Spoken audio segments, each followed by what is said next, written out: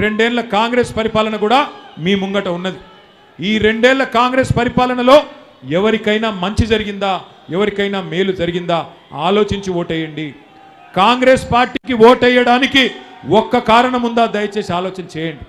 ఒక్కటంటే ఒక్క కారణం ఉందా? ఎన్ని మాటలు చెప్పినారు. పెద్ద మనుషులకి కేసీఆర్ గారు 2000 పెన్షన్ ఇస్తే మేము 4000 పెన్షన్ ఇస్తామని చెప్పినారు. అట్లాగే ప్రతి ఆడబిడ్డకి నెలకు 2500 రూపాయలు నెలకు ఇస్తామని చెప్పినారు. ఒక్క ఆడబిడ్డకైనా మరి అది కూడా 100 రోజుల్లో ఇస్తామని చెప్పినారు. ఒక్క ఆడబిడ్డకైనా నెలకు 2500 అందిందా? ఎవరికన్నా వచ్చిందా 2500? ఎవరికన్నా 4000 పెన్షన్ వచ్చిందా? తులం బంగారం ఇస్తామన్నారు, ఇచ్చినారా? తులం బంగారం వచ్చిందా? ఎవరికైనా గట్టిగా చెప్పాలా? ఆడపిల్లలకు స్కూటీలు ఇస్తామన్నారు, ఇచ్చినారా? పోనీ కేసీఆర్ గారు కష్టపడి బాగా చేసిన కరెంటుని ఇవాళ కరెంట్ అన్న సక్కగిస్తున్నారా ఈ ప్రభుత్వం?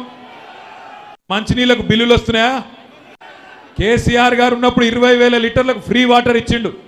హైదరాబాద్లో 20,000 లీటర్లు ఫ్రీగా ఇక్కడ ఉండే పేదలకు ఇచ్చిండు. ఇవాళ ఈ ప్రభుత్వం వచ్చినాక బిల్లులు వస్తున్నాయా? వస్తున్నాయా లేవా? ఇవాళ కేసీఆర్ ఫ్రీగా ఇచ్చిన నీళ్లు కూడా ఇచ్చే తెలివి లేదు, ఇచ్చే ముఖం లేదు వీళ్ళకి. కరెంట్ ఇచ్చే తెలివి లేదు, నీళ్ళు ఇచ్చే తెలివి లేదు, పేదలకి పథకాలు ఇచ్చే తెలివి లేదు. కనీసం కేసీఆర్ గారు ఇచ్చిన పథకాలు కొనసాగించే తెలివి కూడా లేదు. కేసీఆర్ గారు ఎన్నడూ పేరు మీద మతం పేరు మీద రాజకీయం చేయలేదు. పేదవాళ్ళు ఏ కులంలో ఉన్నా ఏ మతంలో ఉన్నా మంచి చేయాలని ఆలోచన చేసినారు. ఒకసారి గుర్తు తెచ్చుకోండి, బతుకమ్మకు కేసీఆర్ గారు ఉన్నప్పుడు చీరలు వస్తుండేనా? ఒక్కసారి చీరలు వస్తున్నాయి అన్నటోళ్ళు చేయలేవట్టాలి. బతుకమ్మ కేసీఆర్ ఉన్నప్పుడు చీరలు వచ్చినాయా? ఇలా కాంగ్రెస్ వచ్చినాక చీరలు వస్తున్నాయా? కేసీఆర్ గారు ఉన్నప్పుడు రంజాన్ तोहफा వస్తుండేనా లేదా? केसीआर साहब जब थे रमजान का तोहफा आता था कि नहीं आपको?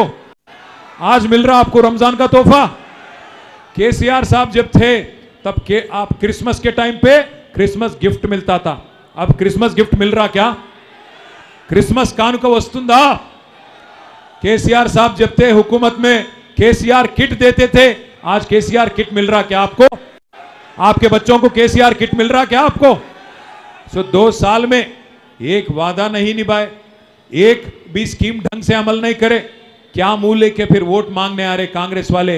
हमें तो नहीं समझ आ रहा. मुझे एक छोटा सा जुमला याद आ रहा है.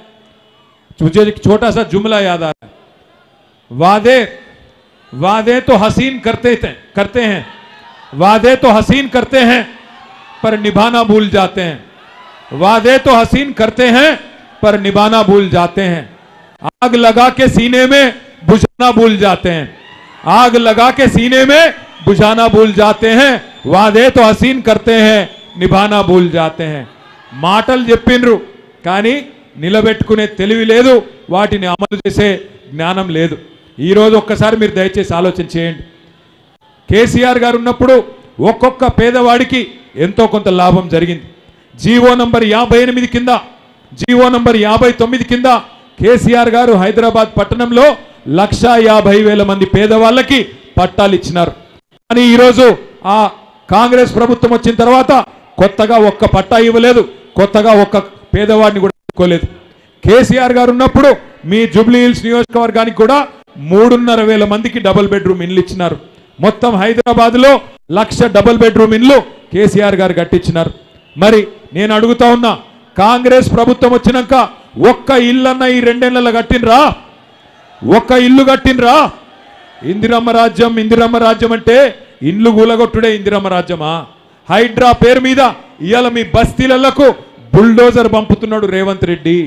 ఇందిరమ్మ రాజ్యం అంటాడు, మరి గరీబోళ్ళ ఇండ్ల మీదికి ఇవాళ బుల్డోజర్ పంపుతడమే ఇందిరమ్మ రాజ్యమా? ఆలోచన చేయండి. ఒకనాడు ఇందిరాగాంధీ గారు అన్నారు గరీబీ హటాओ అని. ఇప్పుడు రేవంత్ రెడ్డి గారు అంటున్నారు గరీబోంకో హటాओ, గరీబోంకో బేదఖల్ కరో, గరీబోంకో బేఘర్ కరో. అంటే ఇల్లు లేకుండా బయటికి మెడలు పట్టి నూకుతున్నాడు రేవంత్ రెడ్డి గారు. కేసీఆర్ 1,00,000 డబుల్ బెడ్రూమ్ ఇల్లు కడితే రేవంత్ రెడ్డి గారు 2 సంవత్సరాలలో కొన్ని వేల పేదల ఇండ్లు నేలమట్టం చేసిండు.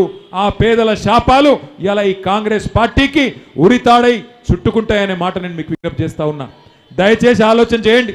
ఎట్లా ఉన్న రాష్ట్రం ఎట్లా అయిపోయింది, ఎట్లా ఎంత అద్భుతంగా అన్ని రకాలుగా అన్ని శీర్షికల్లో అన్ని విధాలుగా టాప్లో ఉండే తెలంగాణ రాష్ట్రం. ఎకనామిక్ గ్రోత్లో అంటే సంపద సృష్టించడంలో నంబర్ 1 తెలంగాణ రాష్ట్రం కేసీఆర్ గారు ఉన్నప్పుడు. కానీ ఇవాళ చూస్తే బాధ అవుతున్నది. పేపర్లు రాస్తున్నాయి, కొత్త కొత్త రిపోర్ట్లు వస్తున్నాయి. రియల్ ఎస్టేట్ వ్యాపారం మొత్తం నాశనం చేసిండు. హైడ్రా హైడ్రా హైడ్రా అని తెచ్చి మొత్తం రియల్ ఎస్టేట్ను కుప్పగూల్చిండు. నేను చెప్పేది కరెక్టేనా కాదా? ప్లాట్లు కొనేటోడు లేడు, ఫ్లాట్లు కొనేటోడు లేడు. ఇవాళ మొత్తం రియల్ ఎస్టేటు కుప్ప చేసి పెట్టిండు. ఆటో అన్నల కారోబారు మొత్తం దెబ్బతీసిండు. ఒకప్పుడు 2-2.5 వేలు సంపాదించే ఆటో డ్రైవర్లు ఇవాళ 1000-1200 సంపాదించలేని పరిస్థితి. 162 మంది ఆటో అన్నలు ఆత్మహత్య చేసుకునే పరిస్థితి. రియల్ ఎస్టేట్ బంద్ అయింది, కారోబార్లు దెబ్బతిన్నాయి, పరిశ్రమలు పారిపోతున్నాయి. 1 కాదు 2 కాదు. మొన్ననే కార్నింగ్ అనే పరిశ్రమ తమిళనాడుకు పారిపోయింది. కేన్స్ అనే పరిశ్రమ గుజరాత్కు పారిపోయింది. ఫాక్స్కాన్ పరిశ్రమ చెన్నైకి పారిపోయింది. ఇంకొక ప్రీమియర్ ఎనర్జీ అనే పరిశ్రమ ఆంధ్రాకి వెళ్ళిపోయింది. ఉన్న పరిశ్రమలు ఇవాళ పక్క రాష్ట్రాలకు పోతుంటే ఏం చేస్తున్నది ఈ ప్రభుత్వం? దయచేసి మీరు ఆలోచన చేయండి.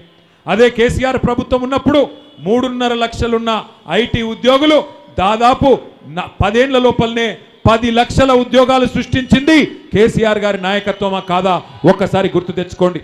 ఇంత అద్భుతంగా కేసీఆర్ గారు పనిచేసి 10 ఏళ్ళు మరి అద్భుతంగా తెలంగాణని నెంబర్ 1 చేస్తే ఇవాళ రేవంత్ రెడ్డి గారి ప్రభుత్వం ఇవాళ లాస్ట్ ర్యాంక్ మొత్తం 28 రాష్ట్రాల్లో చివరి ర్యాంకులో పెట్టి తెలంగాణను చూస్తుంటే నిజంగా తెలంగాణ కోసం కొట్లాడిన ప్రతి ఒక్కరికి దుఃఖం వచ్చే పరిస్థితి వచ్చింది. ఇక ముఖ్యమంత్రి గారు ఒక మాట దయచేసి మీరందరూ ఆలోచన చేయాలా. ఎవరన్నా ముఖ్యమంత్రి గారు పెద్ద మనిషి, ముఖ్యమంత్రి అంటే కుటుంబానికి పెద్ద, ఆయననే రోత మాటలు మాట్లాడితే, ఆయననే పనికిమాలిన భాష మాట్లాడితే ఎవరన్నా వస్తారా? పెట్టుబడి పెట్టేటోడు ఎట్లా మాట్లాడుతున్నాడు ఆయన? ఏమంటున్నాడు?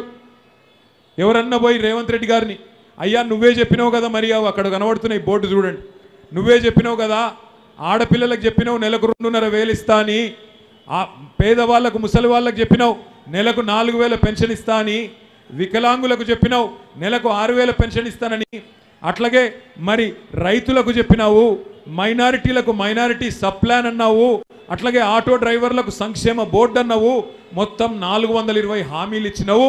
మరి ఎప్పుడు అమలు చేస్తావు అంటే రేవంత్ రెడ్డి గారు కుటుంబ పెద్ద ఎట్లా మాట్లాడాలా? కొద్దిగా ఇబ్బంది ఉన్నది, 4 రోజులకు ఇస్తా, జర్ర ఓపిక పట్టమని చెప్పాలి. కానీ ఆయన ఏమంటున్నాడు? దబాయిస్తున్నాడు. ఏం చేస్తారు మీరు నన్ను? కోసుక తింటారా? ఏం చేస్తారు మీరు నన్ను? కొడతారా అని రేవంత్ రెడ్డి గారు హుంకరిస్తూ ఉన్నాడు. ఇది ఒక కుటుంబ పెద్దకు ఉండాల్సిన లక్షణమా? దయచేసి మీరు ఆలోచన చేయండి.